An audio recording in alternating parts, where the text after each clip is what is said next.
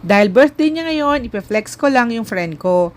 May friend ka rin bang laging sumusulpot dun sa mga panahon na may pinagdadaanan ka?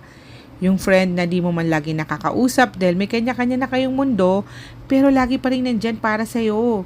Isang chat mo lang, pupuntahan ka kaagad kahit anong oras ka pa magparamdam para samahan ka. Yung friend mong handang tumulong sa'yo kahit hindi ka pa nagtatanong. Yung friend mong tinuruan kang tumingin sa mas positibong pananaw. Yung friend mong hindi mangingiming sabihan kang may mali na sa ginagawa mo, sa iniisip mo, o sa sinasabi mo.